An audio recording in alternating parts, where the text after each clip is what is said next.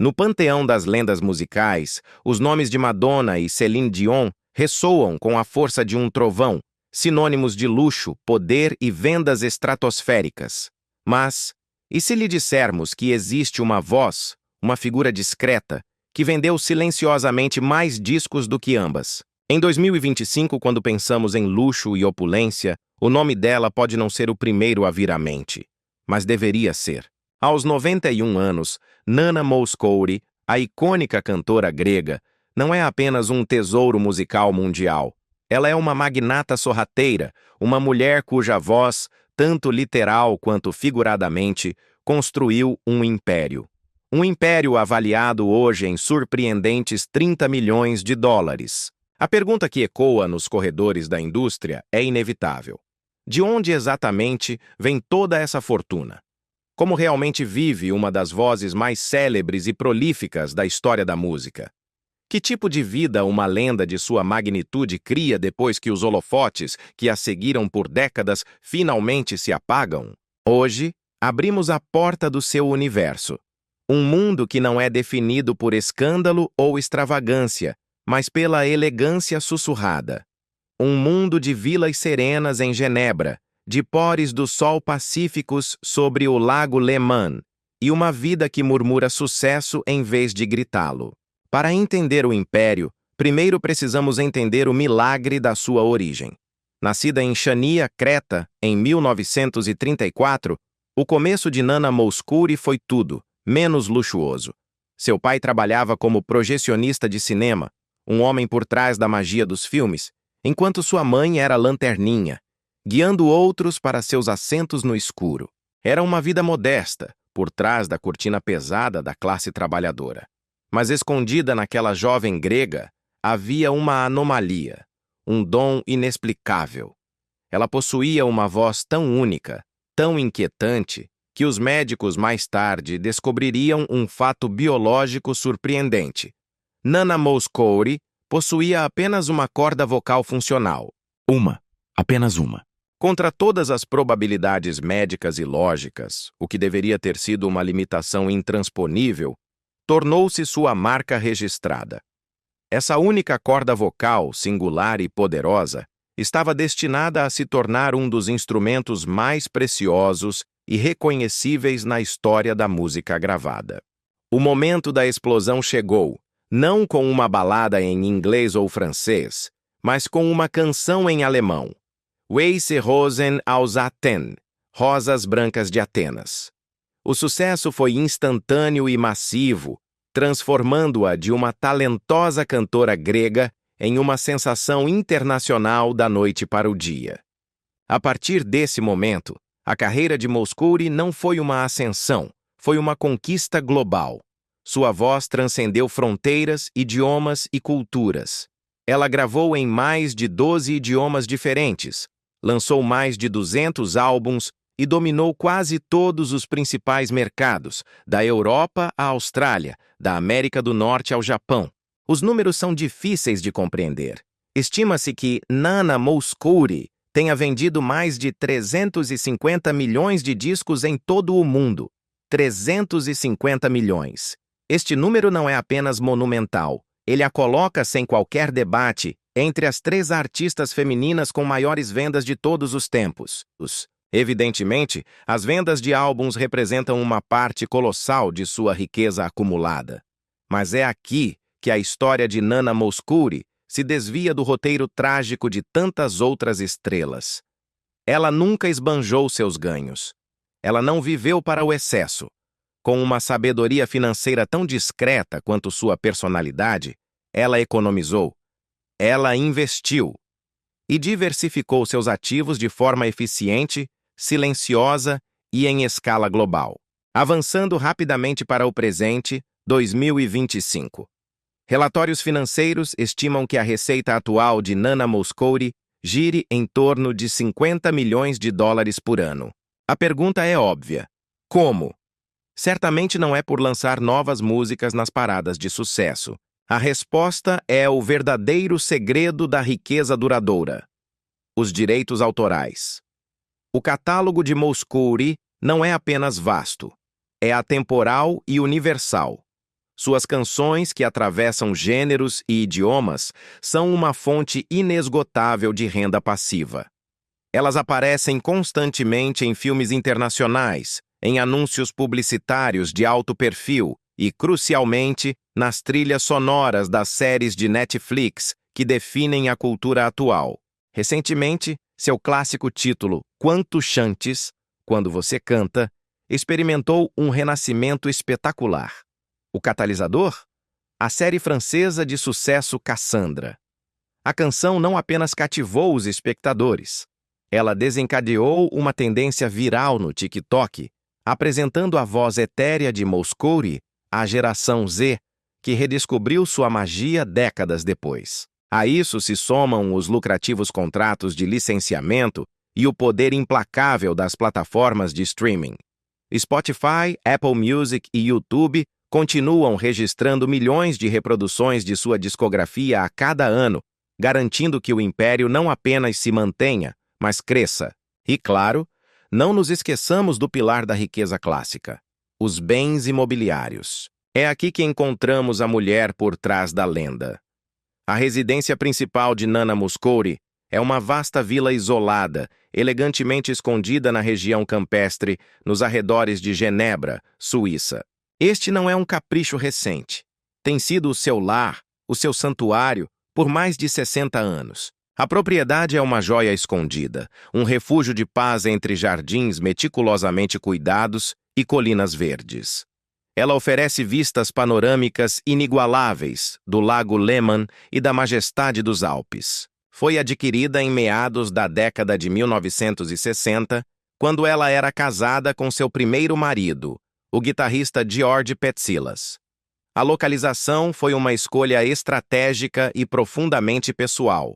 Perto o suficiente do circuito musical europeu para trabalhar, mas fundamentalmente longe do tumulto, do caos e dos olhos da imprensa. Em uma rara e emotiva entrevista concedida à revista Elle, Nana falou sobre o significado profundo deste lar. Ela explicou como a beleza natural da Suíça e, crucialmente, a sua neutralidade política lhe ofereceram uma segurança emocional que ela nunca havia encontrado em nenhum outro lugar do mundo. Quando estou na Suíça, sinto-me segura, confessou a lenda. É um país democrático, justo, e as pessoas são discretas. Para uma mulher que havia vendido mais do que Madonna, a discrição era o luxo supremo. O interior da vila é um reflexo perfeito de sua proprietária, um estilo europeu clássico, refinado e cheio de alma. Os visitantes caminham sobre pisos de mármore polido, admiram móveis antigos que contam histórias e olham através de amplas janelas que emolduram o lago como se fosse uma pintura viva. Mas são as paredes que contam a verdadeira história. Os muros da vila em Genebra são um museu vivo dos seus mais de 60 anos de carreira. Estão adornados com uma coleção deslumbrante de discos de ouro e platina emoldurados, testemunhas silenciosas dos seus milhões de vendas. Ao lado deles, pôsteres antigos das suas digressões mundiais. E depois, os tesouros pessoais. Cartas manuscritas de outros ícones que a respeitavam profundamente, como Bob Dylan, Quincy Jones e Leonard Cohen. E, claro, décadas de vida familiar ilustradas em dezenas de fotografias, capturando momentos com seus filhos, Nicolas e Helene, e com seu companheiro de toda a vida, que se tornou seu marido, André Chapelle. A vila, que excede em muitos metros quadrados habituais, não é apenas um lugar para viver. É um centro criativo e pessoal.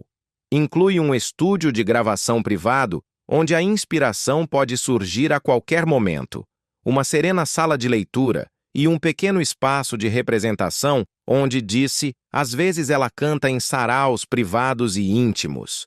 O jardim é igualmente sumptuoso, com um pergolado coberto de rosas, um caminho de esculturas e um banco de meditação estrategicamente colocado em frente ao lago. Até a arte nas paredes tem uma história profunda, com pinturas e esboços do seu círculo intelectual mais próximo nos anos 60 em Atenas, conhecido como o Círculo Flocas. Aos 91 anos, vivendo na sua fortaleza de paz, Nana Mouskouri é a prova viva de que o império mais poderoso e duradouro não é aquele que faz mais barulho, mas o que é construído com uma voz única, um investimento inteligente e um santuário de absoluta discrição. Não são simplesmente quadros pendurados numa parede. São relíquias de uma alma. Artistas, poetas e músicos lendários como Manos Adjais, Yannis Taroukis e Nikos Gatsos, os mesmos arquitetos que deram forma à cultura grega moderna, estão presentes em sua casa. Eles influenciaram profundamente os seus inícios musicais, e as obras que ela possui são testemunho dessa conexão sagrada. Muitos destes tesouros não foram comprados em leilões, foram presentes pessoais. Alguns estão até dedicados de próprio punho pelos artistas, com palavras de amizade e admiração ainda visíveis num canto da tela, sussurros de um passado glorioso. Este sentido do pessoal impregna cada canto da sua fortaleza em Genebra. O mobiliário da sua residência não é de um catálogo de luxo, é inteiramente desenhado à medida, pensado não apenas para ser funcional, mas para ser profundamente pessoal. No coração do seu grande salão, encontra-se uma peça central trágica e bela, um piano de cauda Steinway & Sons, em ébano. Foi um presente de uma companhia discográfica europeia, na década de 1980. Um monumento aos seus anos de glória. Hoje, esse piano quase nunca é tocado. Suas teclas permanecem em silêncio, mas a sua presença é um poderoso lembrete do império que ela construiu. Ao lado dele, o seu escritório está forrado de livros encadernados, um testamento do seu intelecto, poesia, história e biografias dos compositores que ela admirava, em grego, francês e alemão.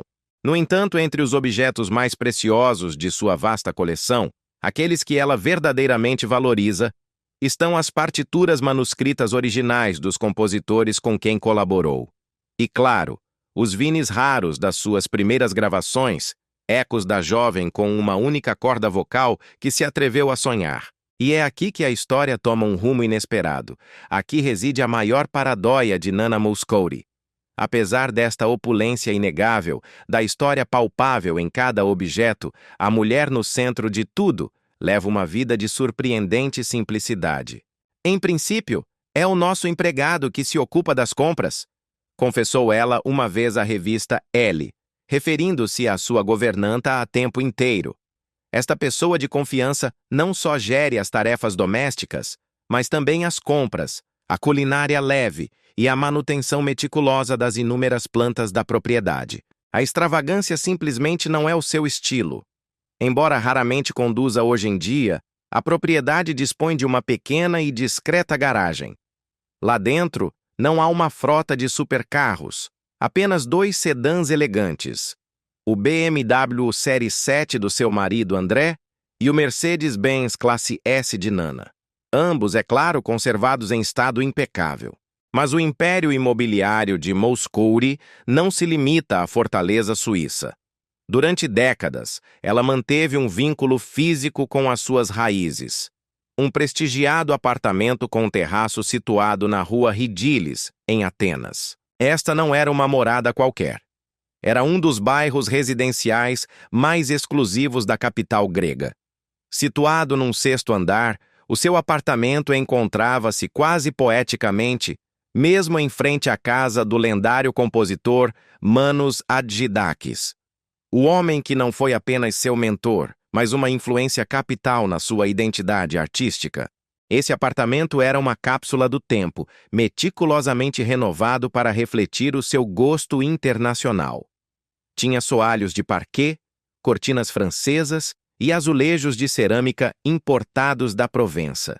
Estava mobilado com uma mistura expert de antiguidades gregas clássicas e peças modernistas francesas. Mas o verdadeiro luxo era à vista. Do terraço do último piso, podia-se contemplar a Acrópole banhada pela luz do pôr-do-sol.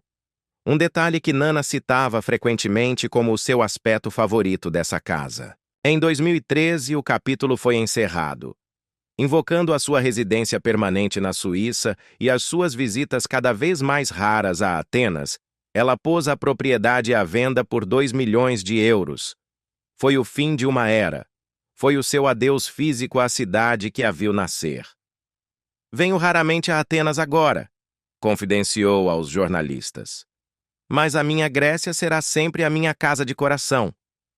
Os detalhes são escassos, envoltos no mesmo mistério que rodeia a própria Nana, mas ela também possuiria uma propriedade em Paris. Os relatórios situam-na no exclusivo Distrito 7, perto da Rue du Bac, um bairro famoso pelas suas galerias de arte, embaixadas e instituições culturais. Durante os anos 70 e 80, os seus anos de glória absoluta no mercado francês, ela dividia o seu tempo entre a paz de Genebra e este elegante pied-à-terre parisiense. Era o seu refúgio entre sessões de gravação e aparições televisivas na Antenne 2 e TF1. Embora a morada exata e o valor do imóvel permaneçam ocultos, o seu biógrafo de toda a vida, David Lelight Hello, confirmou que o apartamento continua a fazer parte do seu patrimônio, provavelmente mantido como residência privada ou alojamento para convidados. Paris, afinal, ocupa um lugar especial, como ela própria declarou uma vez ao jornal Le Parisien. A França emprestou-me a sua voz antes que o mundo me ouvisse. Devo-lhe uma parte da minha alma. Nana Mouskouri nunca se sentiu atraída pela ostentação. A sua filosofia sempre foi a do luxo discreto e da praticidade. E este princípio estende-se, como não podia deixar de ser, aos seus meios de transporte. No coração da sua frota pessoal encontra-se o seu favorito de toda a vida. Um Mercedes-Benz Classe S preto obsidiana. O interior é um santuário de couro cor de creme com bordados personalizados nos apoios de cabeça. Diz-se que o carro está equipado com uma configuração tipo chauffeur, ideal para o seu conforto e segurança nas suas raras saídas em Genebra, seja para o seu estúdio de gravação ou para eventos culturais locais. O modelo, que se supõe ser um S584 Matic, dispõe de assentos com massagem, iluminação ambiente e um sistema de áudio Burmester de alta gama. E o que é que a lenda ouve enquanto viaja? Diz-se que ela usa esse sistema de som perfeito para ouvir as suas gravações favoritas, de Edith Piaf a Billie Holiday. O seu marido, André Chapelle, conduz um modelo mais recente da concorrência alemã, um BMW Série 7, concretamente um 740Li X-Drive híbrido plug-in. Uma escolha moderna que, talvez, seja um testemunho da preocupação de ambos pela sustentabilidade ambiental, mesmo a partir do topo do seu império silencioso. Enquanto o Mercedes Classe S representa o santuário privado de Nana, o BMW Série 7 do seu marido André Chapelle é o rosto público do seu compromisso. É frequente ver André a chegar a bordo deste veículo a galas de música internacionais ou a eventos de angariação de fundos de caridade. A sua presença é constante, especialmente em eventos ligados à Unicef e à Unesco. Estes não são meros patrocínios, são organismos com os quais o casal se mantém profundamente comprometido, um pilar fundamental da sua vida pública. Mas existe outro veículo na sua garagem, um reservado para o anonimato. Para os seus retiros nos locais mais remotos e tranquilos dos Alpes suíços, eles utilizam um Range Rover Autobiography. Pintado num discreto verde floresta, este veículo raramente é conduzido por eles. Muitas vezes, é o seu assistente pessoal ou a sua governanta quem assume o volante para os longos trajetos pelo campo, permitindo-lhes desligar do mundo. Este estilo de vida tranquilo e recluso de 2025 contrasta brutalmente com a máquina imparável em que Nana Mouskouri se tornou durante o seu apogeu. Na época das suas grandes digressões, desde os anos 1970 até o início dos anos 2000, Nana não era apenas uma cantora, ela era uma viajante global incansável. Ela atuava em mais de 40 países por ano. 40. Era um calendário que nenhuma companhia aérea tradicional podia seguir. Para cumprir os prazos impossíveis entre concertos em Paris, Tóquio, Sydney, Toronto e Buenos Aires, A solução foi inevitável. Ela começou a fretar jatos privados. Utilizando companhias de elite como NetJets Europe e VistaJet, o céu tornou-se o seu segundo lar. Um colaborador próximo daquela época recorda que ela privilegiava os jatos de luxo de tamanho médio, como os da série Bombardier Challenger 600. Eram suficientemente espaçosos para oferecer conforto em voos transcontinentais, mas sem serem excessivos ou ostentosos. Mas como era a lenda a 40 mil pés de altitude? A cabina do seu jet não era um lugar de festas, era o seu escritório e o seu santuário. Estava frequentemente configurada com um assento-cama reclinável, um pequeno espaço para jantar e, crucialmente, um teclado portátil para os seus aquecimentos vocais. Ela viajava incrivelmente leve. A sua bagagem de mão consistia em folhas de letras manuscritas, livros em grego e francês e fotos dos seus filhos. Contrariamente ao estereótipo das estrelas da sua magnitude, ela raramente viajava com um séquito. Ela era exatamente o oposto de uma diva, confessou um antigo diretor de digressão. Silenciosa, serena, sempre lendo ou escrevendo algumas notas antes de subir ao palco. Os seus voos eram organizados com um cuidado meticuloso, refletindo a sua disciplina. As suas refeições eram orgânicas. O seu chá era importado diretamente da Grécia. E a sua playlist durante o voo frequentemente incluía música clássica instrumental ou hinos gospel. Esses jets não só lhe ofereciam conforto e praticidade, ofereciam-lhe algo muito mais valioso, uma intimidade essencial para uma artista cuja imagem pública se baseava na dignidade e na contenção. Desde que anunciou oficialmente a sua reforma dos palcos em outubro de 2024, as deslocações de Nana tornaram-se notavelmente mais raras e seletivas. O mundo entendeu que a digressão tinha terminado. Hoje ela só apanha um avião por razões pessoais urgentes ou por eventos de um simbolismo profundo e ineludível. Um desses momentos chegou em 2024. Um momento que fez o mundo prender a respiração. Foi a sua comovente atuação durante a cerimônia de entrega da chama olímpica em Atenas 2024. Sob as ruínas antigas de Olímpia, com o peso da história sobre os seus ombros, Nana Mouskouri interpretou tanto o hino nacional grego quanto a Marselhesa, simbolizando a passagem da tocha olímpica da sua Grécia natal para a França. Para esta ocasião histórica, ela não utilizou um jet de luxo. Viajou a bordo de um Falcon 2L fretado pelo Ministério da Cultura grego. O seu séquito era mínimo. Apenas o seu marido, 2 colaboradores próximos e um médico. Embora a sua saúde se tivesse tornado mais frágil nos últimos anos, ela insistiu em participar no que descreveu como um dos momentos mais emocionantes da minha vida. À sua chegada a Atenas, o protocolo foi digno de uma chefe de Estado. Foi escoltada num Audi A8 preto blindado, precedido por um comboio policial, diretamente para o estádio. Ali, perante o mundo, deu o que muitos consideram com lágrimas nos olhos a sua última grande atuação pública. Na sua vida privada atual, longe dos estádios e das cerimônias, Nana e André às vezes escapam de férias para Skiathos ou para o Peloponeso. Mas já não o fazem de jet.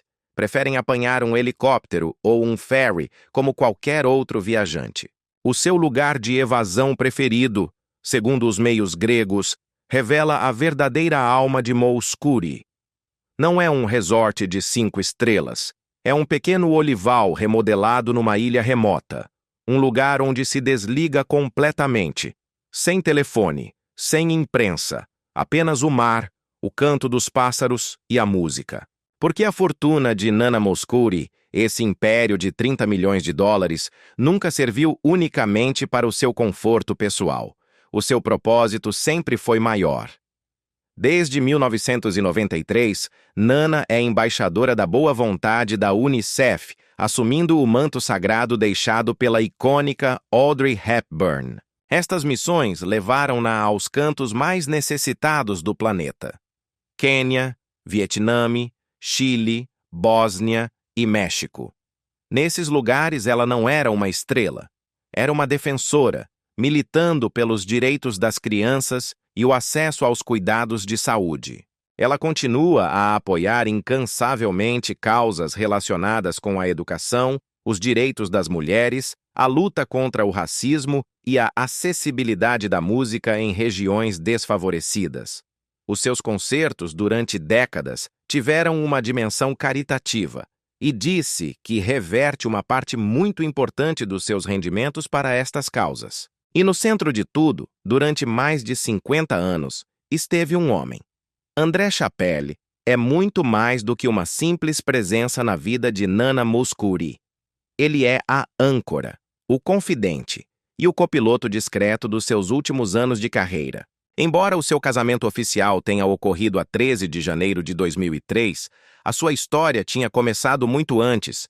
Remonta ao final da década de 1970, quando o destino os uniu, quando André Chapelle se tornou o seu produtor musical.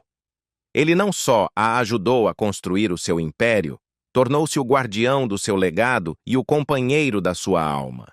A relação com André Chapelle começou num dos momentos mais tumultuosos da vida de Nana.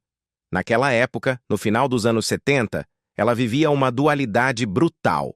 Por um lado, uma celebridade internacional no topo do mundo.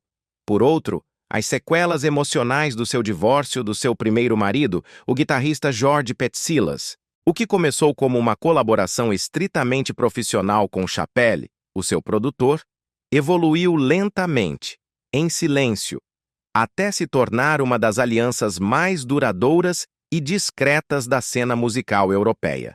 Durante anos, mantiveram uma relação à distância. André apoiou a sua carreira nas sombras, dando-lhe o espaço vital que ela precisava para ser, simultaneamente, mãe de 2 filhos e uma estrela mundial. Por que esperaram tanto para casar, fazendo-o apenas em 2003? A resposta revela a essência de Nana Mouskouri. Não nos casamos antes porque eu não queria perturbar os meus filhos, explicou ela com uma honestidade dilacerante à revista Afrud. Vindo de um ambiente grego tradicional, a ideia de introduzir um novo pai simplesmente não me parecia concebível. No entanto, o seu vínculo nunca enfraqueceu. Mesmo após décadas, quando Nana fala de André, falo com um respeito e uma ternura palpáveis. Continuamos apaixonados. Quando ele está aqui, sinto-me segura, confidenciou a revista Gala. Nestes últimos anos, à medida que a saúde da lenda se tornou mais frágil, o papel de André tornou-se ainda mais central. Já não é apenas o companheiro e o apoio emocional. Tornou-se o guardião do seu legado. É ele quem coordena com biógrafos, documentaristas e arquivistas para preservar a imensa contribuição cultural de Nana para a posteridade.